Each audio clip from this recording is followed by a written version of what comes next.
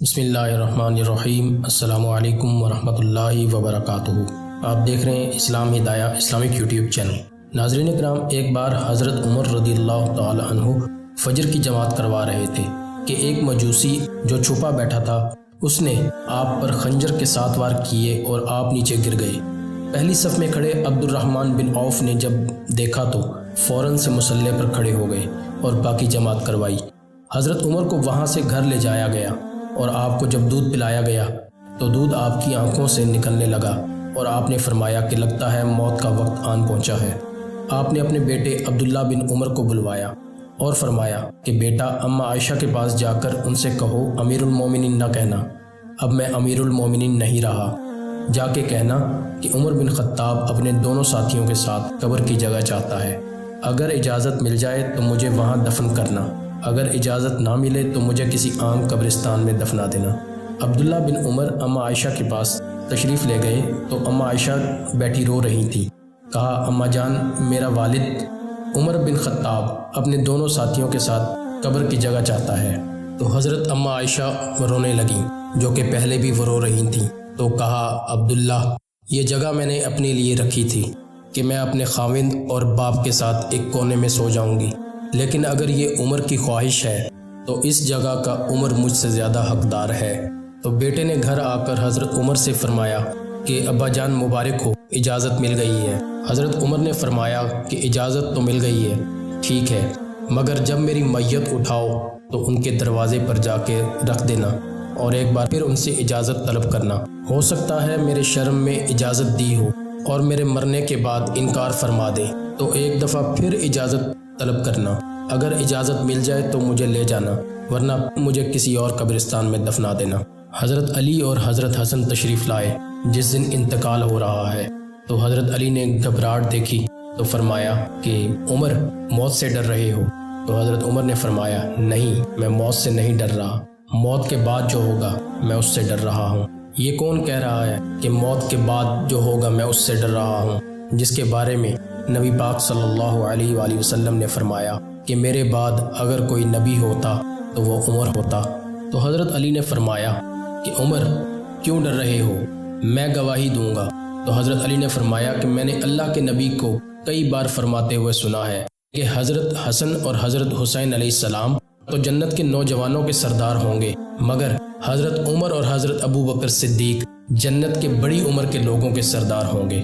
تو حضرت عمر نے فرمایا قیامت کے دن گواہی دو گے؟ تو حضرت علی نے فرمایا کہ میں بھی گواہی دوں گا اور میرا بیٹا حسن بھی گواہی دے گا۔ جب وہ حضرات تشریف لے گئے تو ان کا سر یعنی حضرت عمر بن خطاب کا سر اپنے بیٹے حضرت عبداللہ بن عمر کے گود میں تھا۔ تو حضرت عمر نے موت کی آہٹ کو محسوس کیا اور حضرت عبداللہ بن عمر سے فرمایا کہ بیٹا اب مجھے زمین پر لٹا دو۔ تو حضرت عبداللہ بن عمر نے اپنی گود سے ان کا سر ہٹا کر سائڈ پہ کر دیا۔ تو حضرت عمر نے سختی سے کہا سنا نہیں میں کیا کہہ رہا ہوں، مجھے زمین پر لٹا دو۔ تو حضرت عبداللہ بن عمر کا جی نہیں چاہ رہا تھا کہ وہ حضرت عمر کو زمین پر لٹائیں۔ جب انہوں نے زمین پر لٹایا تو حضرت عمر نے اپنا چہرہ مٹی میں ملنا شروع کر دیا اور فرمانے لگے کہ اے عمر، اگر تجھے تیرے رب نے آج معاف نہ کیا تو تو برباد ہو گیا۔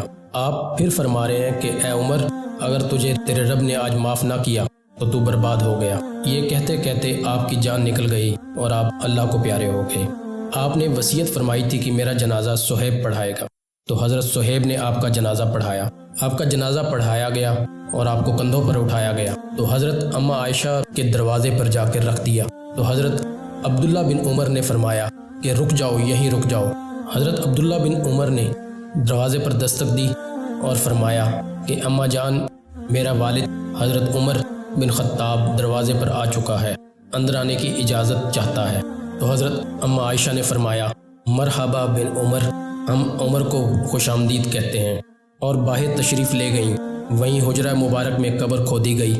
تو عبداللہ بن عباس فرماتے ہیں کہ میرے کندھے پر کسی نے ہاتھ رکھا اور میں نے یوں پیچھے مڑ کر دیکھا تو جناب امام المتقین حضرت علی رو رہے تھے اور فرما رہے تھے کہ عمر، مجھے پتا تھا تیرے سوا یہاں کوئی نہیں آ سکتا، مجھے پتا تھا یہاں تو ہی آئے گا اور کوئی نہیں آ سکتا، کیونکہ میں نے ہزاروں بار سنا تھا، میں نے اپنے نبی سے ہزاروں بار سنا تھا کہ میں اور عمر اور ابو بکر اندر گئے تھے، میں عمر ابو بکر باہر گئے تھے۔ میں نے ہمیشہ عمر اور ابو بکر کا نام ساتھ میں سنا تھا، جو کہ نبی پاک صلی اللہ علیہ وآلہ وسلم اپنے نام کے ساتھ جوڑا کرتے تھے، لہٰذا مجھے پتا تھا کہ تو یہیں آئے گا، تیری یہی جگہ ہے۔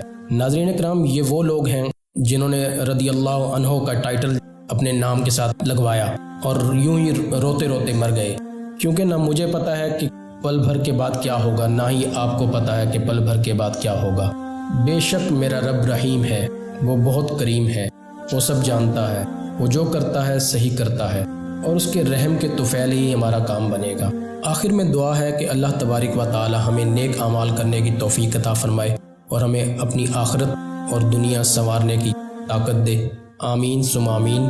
انشاءاللہ بہت جلد ایک نئی ویڈیو کے ساتھ ملیں گے۔ السلام علیکم ورحمۃ اللہ وبرکاتہ۔